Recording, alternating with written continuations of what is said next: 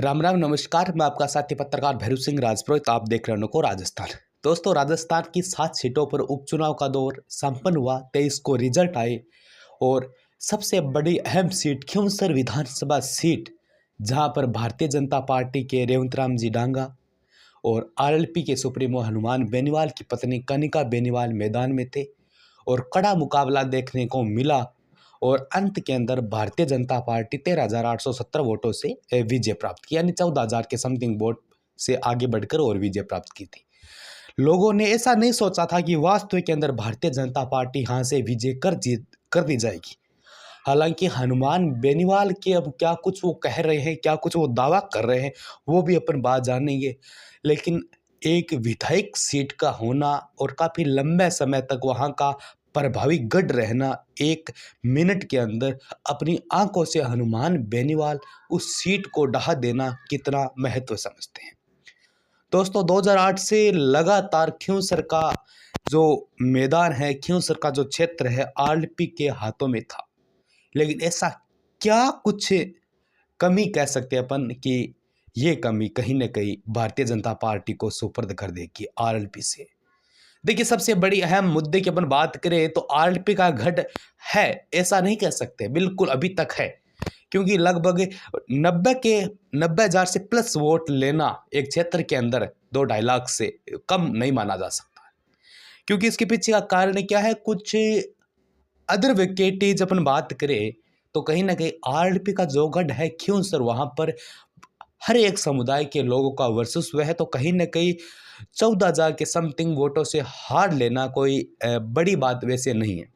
हाँ, मानो जीत और हार का फैसला 1-2 वोटों से हो सकता है, लेकिन आरएलपी के लोगों का झुकाव भी अभी हनुमान बेनीवाल की तरफ है। और आरएलपी के कह सकते हैं लोगों का, या बात करें खींवसर की जनता का भी झुकाव काफ़ी देखने को मिला था। इसके पीछे का क्या कुछ बातें हैं वो अपन बात करेंगे कि खींवसर उपचुनाव रिजल्ट खींवसर में क्यों ढह गया, हनुमान बेनीवाल का गढ़ बीजेपी की रणनीतियां कर गई काम। जी हाँ दोस्तों, नागौर राजस्थान में 7 सीटों पर हुए उपचुनाव के परिणाम इस बार अप्रत्याशित हो रहे हैं। इन चुनाव में बीजेपी ने कांग्रेस के गढ़ झुंझुनू के साथ ही आरएलपी के सुप्रीमो हनुमान बेनीवाल के गढ़ खींवसर को भी ढहा दिया है।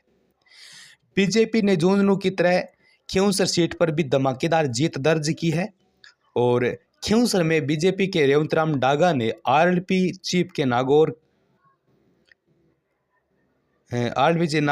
में हनुमान बेनीवाल की जो पत्नी है कनिका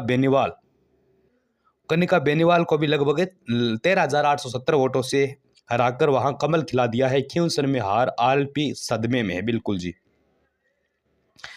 एक छोटी सी मैं पेशकश इसके साथ में करनी चाहूंगी। कहीं न कहीं हनुमान बेनीवाल पिछले विधानसभा चुनाव 2023 की अपन बात करें तो पूरे राजस्थान में कहीं न कहीं अपना वर्चस्व जमा रहे थे। जैसे सरदार शहर की मैं बात करूं, डूंगरगढ़ की मैं बात करूं, बीकानेर जिले के डूंगरगढ़ तहसील की, तो वहाँ पर आना, जन संपर्क करना, बात करें बादरा हनुमानगढ़, वहाँ पर भी अन्य कार्यक्रमों में भाग लेना, यानी हर क्षेत्र के अंदर, चाहे वो पूर्वी राजस्थान हो चाहे पश्चिमी राजस्थान हो, कहीं पर भी पीछा नहीं छोड़ा। फिर भी ये, हालांकि क्या हो सकता है, सबसे बड़ा अहम मुद्दे की बात करें, देखो रियल चीज़ यह है कि हनुमान बेनीवाल जिस पार्टी से बिलोंग करते, आरएलपी राष्ट्रीय लोकतांत्रिक पार्टी, वो पार्टी राजस्थान में वर्चस्व काम नहीं कर पाई। एकमात्र सीट हनुमान बेनीवाल की नागौर सांसद के रूप में बची हुई है, जो किसी भी अपन बात करें संसद का या फिर किसी भी कह सकते हैं बड़े स्तर का कोई निर्धारण नहीं करती है। क्योंकि केंद्र के अंदर भारतीय जनता पार्टी की सरकार है और राज्य के अंदर भी राजस्थान में वर्तमान में भारतीय जनता पार्टी की सरकार है। हाँ, कांग्रेस विपक्षी के काम पर काम जरूर कर रहा है, लेकिन आरएलपी का वर्तमान परिदृश्य की अपन बात करें, सिर्फ 1 सीट नागौर सांसद के रूप में बची हुई है। इसके पीछे का कारण यह है कि हनुमान बेनीवाल जिस बैकग्राउंड से आते हैं, वो कहीं ना कहीं उस बैकग्राउंड से उठे हुए थे, जो अपनी जाति विशेष थे उनसे उठे हुए थे। लेकिन उन्होंने 2023 के अंदर जो काम एक नेता को करना चाहिए था, वो काम किया कि पूरे राजस्थान में जाकर 36 कौम के नेताओं, 36 कौम के लोगों का साथ देकर और कहीं न कहीं विकास की बात करे। अगर ऐसी बात करें तो वो अपने जातिभेद या फिर अपन बात करें जो भी अपने जाति का बैकग्राउंड है, उनको थोड़ा इग्नोर भी करना जरूरी है।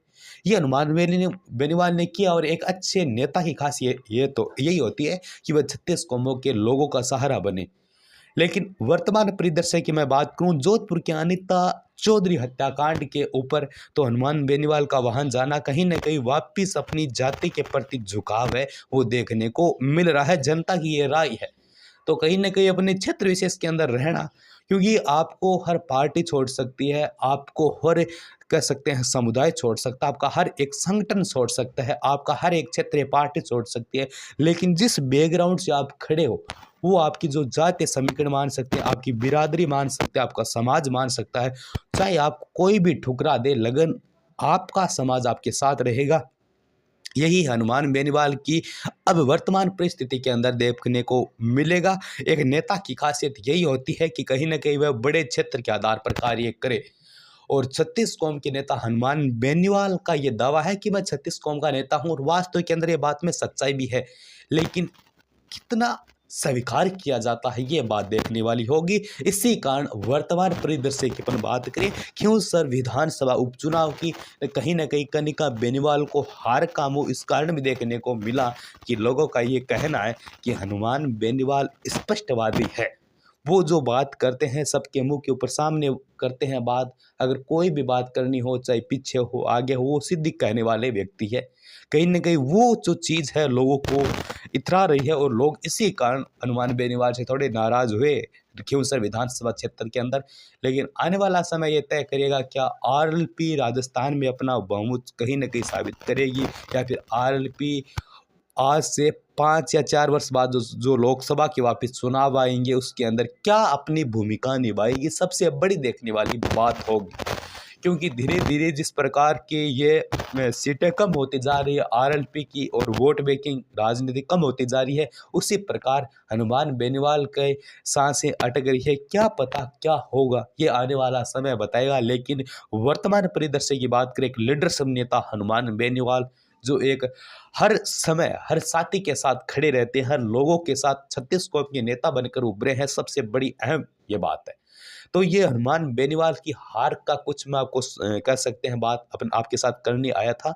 ये कुछ क्या अपडेट्स आपको लग रही है, आपको क्या लगा कि इस हार के बावजूद हनुमान बेनीवाल में क्या सुधार होगा, हनुमान बेनीवाल अब क्या कुछ कर सकते हैं, और खींवसर के अंदर क्या लोगों ने हनुमान बेनीवाल को रिजेक्ट किया, या फिर हनुमान बेनीवाल रिजेक्ट की बात अपन नहीं कर सकते। क्यों नहीं कर सकते भाई, 90,000 प्लस वोट लिए है हनुमान बेनीवाल ने, तो ये कोई छोटी बात नहीं है। तो आरएलपी का गढ़ किस प्रकार ढहा ये आपने जाना। जितना उसके वीडियो को शेयर करें, चैनल को सब्सक्राइब करें, और अगर आप नए हो चैनल को सब्सक्राइब जरूर करें, बेल आइकन को प्रेस जरूर करें, ताकि आने वाले हर वीडियो की नोटिफिकेशन आपको समय पर और सटीक मिलती रहे। धन्यवाद।